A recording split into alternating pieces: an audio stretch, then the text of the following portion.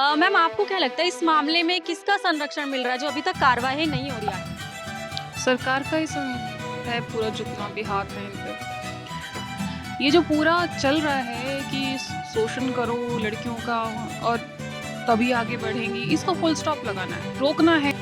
ये तो आपके सामने है, लगने वाली बात ही नहीं है। साफ दिखाई दे रहा है कि सत्ता का दुरुपयोग हर जगह हो रहा है और तो ज़्यादा जुबान ना खुलवाएं तो बेहतर है बिकॉज इनके बेटियां तो है नहीं, आधे से ज़्यादा आप देखेंगे बिना परिवारों के लोग हैं। और तो उन बेटियों के लिए एक संदेश है कि गलत करने वालों के मुंह पर तमाचा मारना शुरू कीजिए, आवाज़ उठाना शुरू कीजिए। जब तक आप आवाज़ नहीं उठाएंगे तब तक इन शैतानों के हौसले यूं ही बुलंद रहेंगे। तो आपको पहलवान जिस तरह से धरने पर बैठी हैं उसके लिए क्या कहें?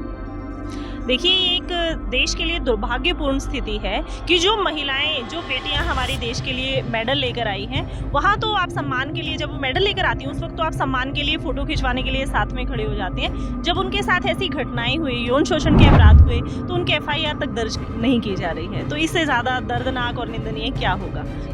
मैम आपको क्या लगता है इस मामले में किसका संरक्षण मिल रहा है जो अभी तक कार्रवाई नहीं हो रही है? सरकार का ही है पूरा, जितना भी हाथ है इन पे।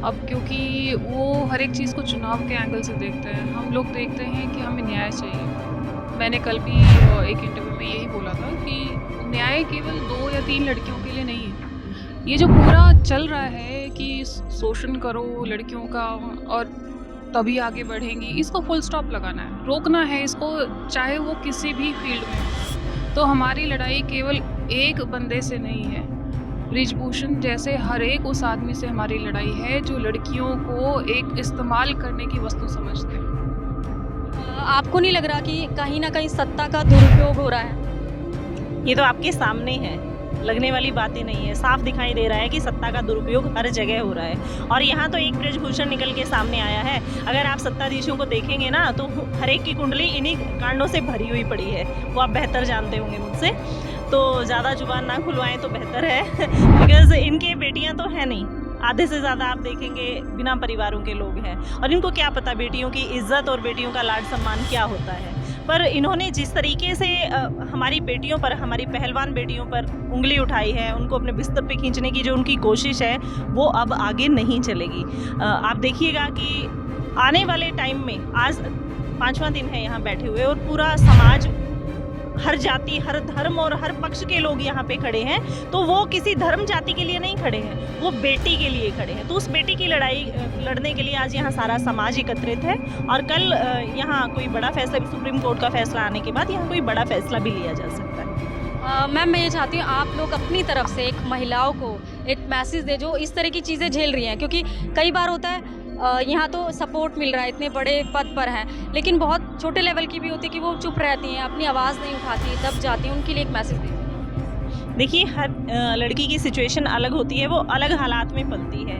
ये बच्चे स्ट्रांग थे, इन्होंने अपनी आवाज़ उठाई और लोगों ने इनकी आवाज़ सुनी भी। पर हमारे घरों में, हमारे आस पड़ोस में हर रोज़ न जाने कितनी ऐसी बेटियां होंगी जिनके साथ ये हरकत होती है और वो अपनी इज्जत बचाने के डर से, समाज में जीने के डर से वो अपना मुंह भी नहीं खोलती हैं। तो उन बेटियों के लिए एक संदेश है कि गलत करने वालों के मुंह पर तमाचा मारना शुरू कीजिए, आवाज़ उठाना शुरू कीजिए। जब तक आप आवाज़ नहीं उठाएंगे तब तक इन शैतानों के हौसले यूं ही बुलंद रहेंगे। तो आपको मजबूत होना होगा और इनके खिलाफ एकदम एकजुट होकर आवाज़ बुलंद करनी है।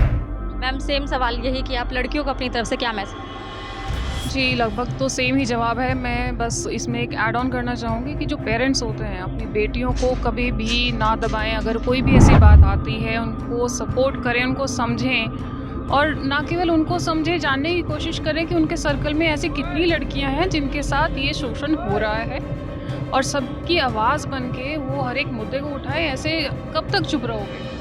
ऐसा कौन सा सिलेबस ये सरकार ने ड्राफ्ट कर दिया है कि हर एक लड़की का जो है टेस्ट एक बिस्तर पे होगा फिर जाके वो आगे बढ़ेगी? बहुत ही कड़वे शब्द में बोल रही हूँ मैं, पर ये सच्चाई है। ये एक कड़वा सच है जिसको हमें लड़ के एक साथ होके इसको फुल स्टॉप लगाना है, पूर्ण विराम देना है। मेरिट पे बच्चे आगे बढ़े, काबिलियत पे बच्चे आगे बढ़े, कॉम्प्रोमाइज़ करके बिल्कुल भी नहीं।